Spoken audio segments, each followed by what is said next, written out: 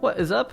Workbringer here, and today I'm bringing you my second plus 15 dungeon in the road to Keystone Master, Mists of Tirna Scithe plus 15. Now, this is probably the freest and easiest dungeon of the series. However, that doesn't mean that things cannot go wrong, and things do go wrong in this run, and I must say that I pretty much fixed them, or at least I help. Now, I might have also been the cause of some of these issues. It's a team game, let's be clear here. However, there are some things that I do in this run that literally save it. If I didn't do them, we would not have timed this. It would have been really bad. So I guess that's kind of cool, but wanted to just show it anyway. So we're going to Repentance. These have been nerfed. I don't care. So Soul Cleave or Soul Split does less damage. It's still too much damage. It's an awful lot of damage. If you let both of these Soul Cleavers just sit on you, it's a bad time. And it's also Tornado Weak, which is not fun. And so two Soul Cleavers, when the Soul Split goes off, you can technically kind of kite them back, like kite away from them because they're healing from you from their auto attacks or their attacks in general. But it's just a lot. I know that like big strat is to pull that double patrol plus this together with the Soul Cleavers. I am not convinced of that. And on Tornado Week, that's a lot of tornadoes coming out. And you know, I'm in melee and I don't know. Maybe a different affix. I think Spiteful wouldn't be so bad. Like a lot of spites come after we kill them. Like, okay, that's fine. But with the tornadoes, that's just really messy, and we don't need it for a 15, right? If you want a 2 chest of 15, you're gonna have to triple pull that together, and maybe just like regular timing, like an 18, I feel like you might have to do that. But if you just play Mists straightforward, don't die, you have plenty of time at the end, so you don't have to do triple pulls if you don't want to. Right, it's if your group knows and you're coordinated, and it's like, hey, let's barrier on pull, pain suppress me, and everyone do your full damage. Notice the lack of fire mage here, so we kind of weird to try that. We're gonna Mind Soothe skip this, very nice. We could also have had the Demon Hunter in prison. I'm going to again Repentance, one of the Soul Cleavers. That's a bit of a fragile pull there. You have to know the distance of the bounces of Avenger Shield and Divine Toll, or else you are going to pull in the other Soul Cleaver. But I just don't want to die here. Now, what I would say for this pull, watching this back in retrospect, where like I want to maybe make it a little faster, right? Because had we pulled him in right here, I would have taken more damage, but he also would have been dead by now, right? So what I would say is that it's not likely I'm going to bubble that first pull. And that's what bubble's for as a Protection Paladin. So what probably should be done is you pull that first pack all together. You don't Repentance it, but you use bubble to clear Soul Split when they both hit you. So basically when Soul Split hits you twice, then you bubble. You're going to clear the Soul Split. You're going to have 8 seconds of immunity. And that's probably the way to do it. And then Repentance this one when everyone's cooldowns are a little bit off, right? Still coming back. So I haven't used bubble here. You really don't need bubble for the next like long time. So I would say that is a misplay for efficiency and time. Use bubble to face tank 2 Soul Cleavers. Don't Repentance both. But it doesn't hurt my time on this run, so whatever. But I would say that looking back in retrospect, it's like that bubble should have been used by now. This boss should not force bubble. These, if you do it correct, should not force bubble. So you might as well use it early on. And I would say if I am going to attempt that triple pull, which I'd like to do at some point, I don't know about a pug, but because there's a lot of damage that goes out, it's like SLT immediately, barrier immediately, and as soon as I round them all up, I'm going to have to bubble like immediately into Guardians. It's all cooldowns to survive something like that at like, the next time I do Mist is going to be a 16. That's pretty spicy. Now it might be a 16 Tyrannical, to be honest. I think that's actually, I don't know if it's easier. I don't know if it's easier, but it can be faster. That's what I've been learning about Fortified, is that obviously like the maze is so painful on Fortified because the trash is so long and it's RNG, so you can get like 7 trash packs, and then Fortified it just takes forever. And getting 2 prides in the maze, that also doesn't feel good. And if you do get that like RNG where you have like so much trash in the maze, double pride in the maze, it's possible. You know, on Tyrannical it's not so bad, and this boss on Tyrannical, not an issue. Mist Caller, not an issue. And the last boss, yeah, last boss can be kind of a mess, but I don't know. I can see doing that triple pull on Tyrannical Mist, because then the trash isn't so bad. Now, I think the trash probably, even on a Tyrannical 16, is still pretty beastie, meaning like, you know, 2 soul splits still hurts like an awful lot, but I don't know. That's just my thought moving forward with it.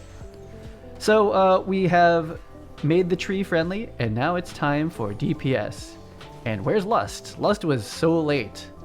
Lust was so late, but it's a Hunter Lust, right? So it's a little, maybe they were like getting their pet out or something. Hunter Lust is sad, and the Hunter says it too. He's like, he's not super happy with it. But that Lust was very late, right? If anything, you should Lust for probably like 1, you know, 2 seconds, even 3 seconds before that happens, right? So then you have full ramp up time on it. But you know, ooh, look at the Demon Hunter. Okay, Demon Hunter big damage. Kind of odd to have the Demon Hunter be top damage, but so be it, right? Like their Havoc is supposed to be like this massively underperforming, constantly needs to be buffed class, and you know, seems to be doing quite fine here, even in well, I guess it's Cleave. Okay, so there's 2 people, so there it is. But still, you know, we don't have a Boomkin. Okay, let's just be honest with ourselves about Season 1 of Shadowlands Mythic Plus. Boomkin's a little overtuned, and I like it. And some of my only friends that I keep on Battle.net are Boomkins. Okay, so Boomkins melt bosses, Boomkins have trees, Boomkins have Typhoon, Boomkins have Ursul's Vortex. Boomkins are great. They're also Night Fae. They get to do the Night Fae mechanics. They're just so helpful. And especially, there's no more Boomkin time to shine than that boss. If you have a properly geared Boomkin, you have a Mage Lust, you're gonna one phase that boss if everyone does everything correctly. As I lose threat to these little defenders here. So the name of this video is something along the lines of engineering Battle Rez. Is mandatory, is awesome, something like that.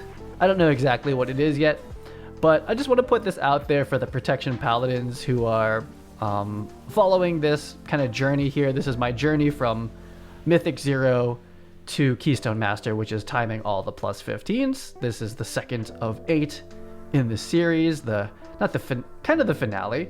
You know, that's what I've been working up to, right? I'll probably do more after, but this has been goals here.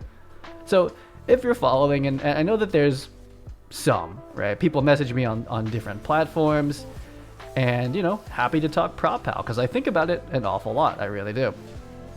And what I would say is that Prop Paladin has a lot of healing utility, right? This isn't the guide, and I'm going to talk at absolutely like 2 hour, 3 hour long video length that no one should probably watch the whole thing of, but I have a lot to say about Prop Paladin. We have a lot of healing utility, but we don't have a lot of like a massive amount of mob control utility compared to a Brewmaster, compared to a Vengeance, right? So what I would say is that it is a tiny bit tougher to get into Pugs as Prop Pal, but one thing you can do to make Prop Pals even stronger in Mythic Plus, in the mid keys, right? These, let's get upper mid, right? 15, whatever. Like that's like the lowest of the high, right? 15 is where Blizzard makes the dungeon icons orange, right? We're legendary ranking here, right? So whatever. When you get into these keys and you're pugging, you may not have a Battle Rez, right? So look at this comp, okay? There's no Battle Rez here, right? No natural Battle Rez, right? We would need a Druid. Rebirth, we would need a DK. We would need a Warlock. We would need a Resto Shaman can onk themselves if they get that going. So, if anyone dies here, we're in a pretty bad place. Now, in the maze, someone dying, not the worst. And unless Pride's about to spawn, I would say don't Battle Rez anyone in the maze. Just run back.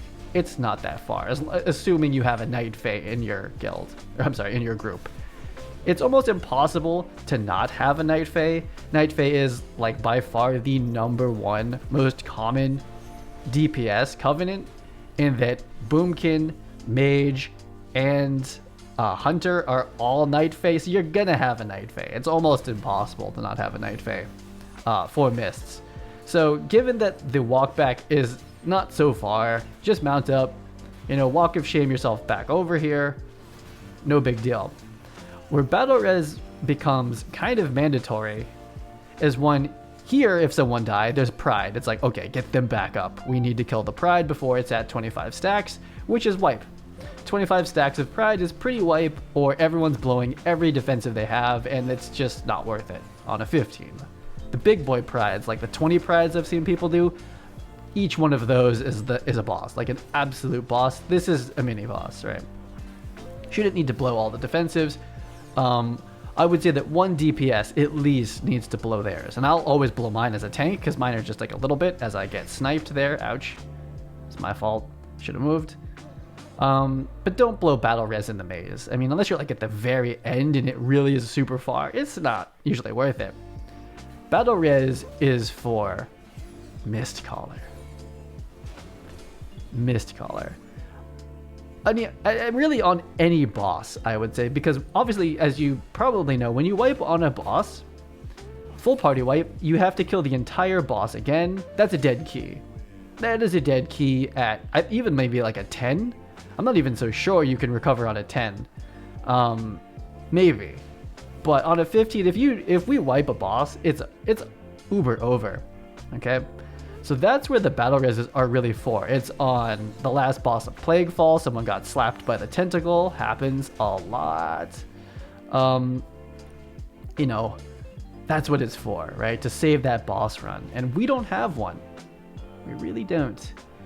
And what I should have mentioned there as well, if you watch that frog boss, lower than 15, it's not a big deal. You just kind of do it, right? You just face tank it. On a 15 fortified, that tongue frontal, you gotta run. You gotta run out of there. Just a pro tip: don't AFK face tank that. That's a lot of damage, and your healer should be solving the puzzle, not be, not healing your could have been avoided. Your avoidable damage that you're taking right now. Like they should, try to avoid it. Basically, is what I'm saying. So this is that especially spicy pack here. It always takes me off guard, though I'm starting to remember it now. It's always about here in this part, and maybe it's because we had Pride and people don't have their cooldowns or something, but there's always one pack it's like, oh, we're all dying, and we do have a lot of melee here, let's be real. So there's a lot of spear damage, a lot of tornado damage, just a lot of melee related damage is happening to this group. Like, look at that warrior, for instance. So a lot of damage going out. This healer's got to do a lot of healing to catch us back up. I'm doing equal amount of healing. That's probably just to myself. But yeah, this was it. Divine Shield definitely got used. And you get rooted too. So if you get rooted and there's 8 mobs, Divine Shield. Divine Shield. You're not going to live that.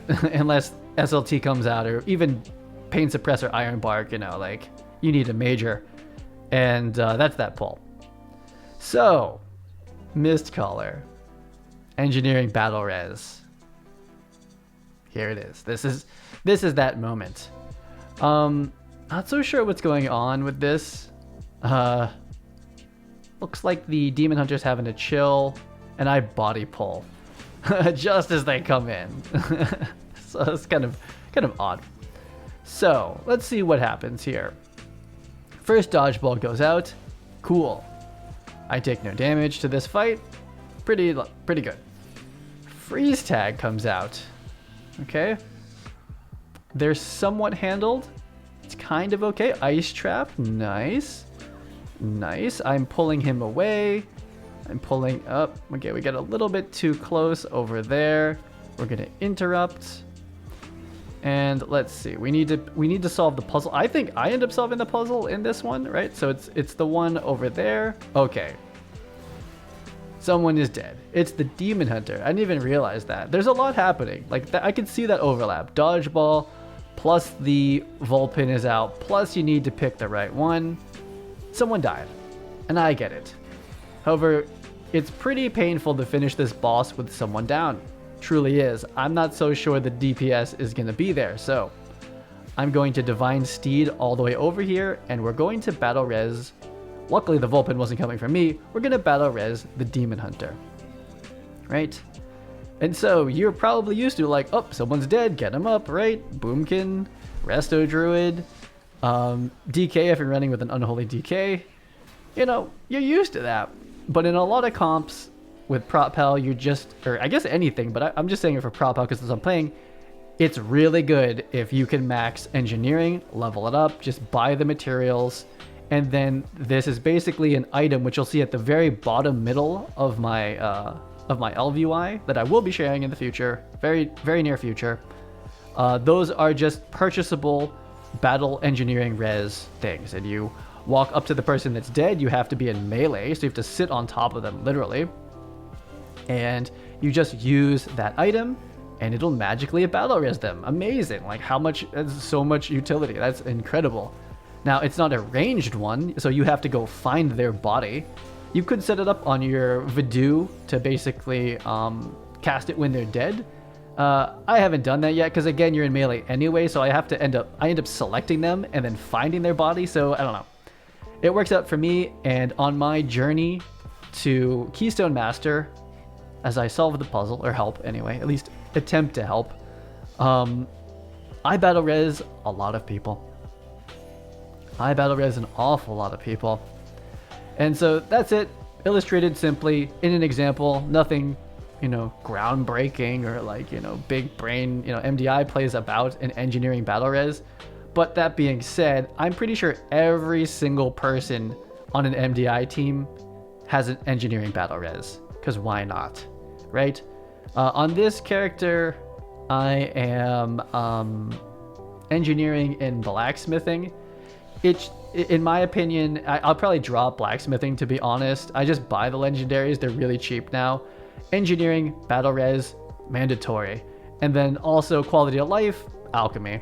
If you're alchemy, your flasks in Mythic Plus last 3 hours, and they last 2 hours, I think, if you have the recipe in Raid, right? So it's not even so much like, oh, I'm saving money, like I don't have to, I'm losing thread here. I don't have to buy flasks. It's just like you don't have to think about it as much, right? The flasks last longer. On my alt right now, I have an alchemy engineering. It's pretty good for tanking. So if you needed a very concrete example of a run that would have been completely trashed without engineering battle res from the tank, this is it. You know, take this as a point of reference. And, you know, I think if you're serious about Mythic Plus, and you don't run a group that's consistent, that always has a battle res, that you can be the battle res. Honestly, everyone should. I'm surprised no one else had it. Surprised, but not surprised, I guess, actually. But go get yourself the battle res, go get yourself the cheat death trinket, which we'll be looking at very soon. And these are the things that smooth out Mythic Plus runs for a Protection Paladin at the 14-15, where things are just absolutely unforgivable. As far as timer, right? Wiping out a boss, key, go home, no IO. Instantly dying. Again, this group has no battle res, so me dying here means no battle res, which means I run back, right? So this run is made possible by engineering battle res and by cheat death trinket, right? And if you've watched any of my other videos, it's why I realized this, to be honest. Early on, I realized that engineering battle res was probably the make or break for quite a bit. I skull that one just to make sure that we know that that's coming back. Engineering battle res I've had from the absolute beginning. I only started using it in like the 13s, I think. I didn't start using it for quite a while, but it's extremely important now. Now, if I die, there is no battle res, which is pretty bad. But the other thing, as I've said many times and will continue to say, is that prop paladins need the cheat death trinket. And watch where it comes in here. It's the spiciest of spicy moments that would have been really bad if I didn't have the cheat death. So that warrior, I believe, got blown off the side looking at his body. So I cannot battle res him. And this is Mists of Tirna Scithe. He should know to instantly release. It's not far. I don't know why he sat there for so long. Getting blown off the edge is, one, unforgivably embarrassing, though it is tornadoes. But two, is unresable, other than a mass res. I'm like, wait, you're gonna wait for us to kill this whole trash pack? Like, get back here. Okay, so if you die, and you have a Night Fae who did the Acorn, on the second pull of this area, which some people skipped the first pull, which is good we didn't because someone died. But, you know, release immediately, please, and just come back. It's not a big deal. That's definitely... oh, I'm getting tornado. It's couldn't mount. I was considering skipping that front part. I've seen that done a lot because it's kind of inefficient to kill it all. Like, you're basically killing the same... You're basically doing the same amount of time as this pack for that, but you're only getting 3 mobs. That being said, if someone dies, which if you're doing, you know, good IO groups, no one should die here. But if someone does die, then they probably don't have their Invis bot, they probably don't have their Mind Soothe, and Pride spawned way in the back. I forgot about this, yeah. So, you know, I'm looking straight down and did not notice that Pride had popped out until he was already out. And I was like, why is everyone's health so low? So that's my misplay. Didn't notice that Pride had spawned, and we're getting low. And this healer's and everyone's low, and that's the cheat death trinket right there. So without the cheat death trinket, I would have obviously been dead. And we would have had to run all the way back down. It wouldn't have been so bad. Okay, that's very bad on my part. Getting hit by the boast. It wouldn't have been the worst, but it's not good to die on the Pride, right? It would be much nicer to actually finish him up for time-wise. And, you know, we just don't want to add any more deaths to the counter, even though we have quite a bit of time to finish up this dungeon. Right, so we have Pride here. I half think to let the Priest catch us up, but this is a pretty chill pack. So damage is not high. That being said, I need to do a big heal right there. That was either me or I don't know who did the heal, but big heal happened. I'm doing more healing than the Priest at the moment. I have thoughts about this Priest, but anyway, we're progressing. But as illustrated, the Battle Rez from engineering, mandatory, smooth things out. It's just an option should you need it. They look like they want to pull the boss. They lusted. I didn't notice that. No thank you. No thank you. They lusted. I didn't notice that, actually. That's not it. This hunter. That's not it. No. Let's get the trash. I mean, obviously, this is my approach. We want full, like, we had a tiny bit of Pride left, and you want to engage on the boss? Like, no. Get the count, I guess, with Lust up. That's why this melted so fast. We had Lust. Jeez, like, not cool. You want 100% uptime from Pride, right? And I don't want to go back and kill trash after. That's an MDI strat where you kill the boss, like you get Pride, you pull the trash down to the boss, kill Pride with the boss, and then you get like your last 2% count after and you skip a Pride. That's not a pug strat. That's not, in my opinion, that's not a very good pug strat. We want the full uptime, we want the trash all done ahead of time. We got 6 minutes to kill this trash pack and Tradova. Like, come on, like, why would you bust? Why would you? Now, I'm actually not mad at it, like that mad in retrospect, like just looking at it from like a post commentary thing, because you know what, maybe it helped us melt this trash a little bit. It would have been nicer if you lusted it on the pull of the trash, but it's kind of nice to get the trash done quickly. And then, I know, having Pride, that's enough.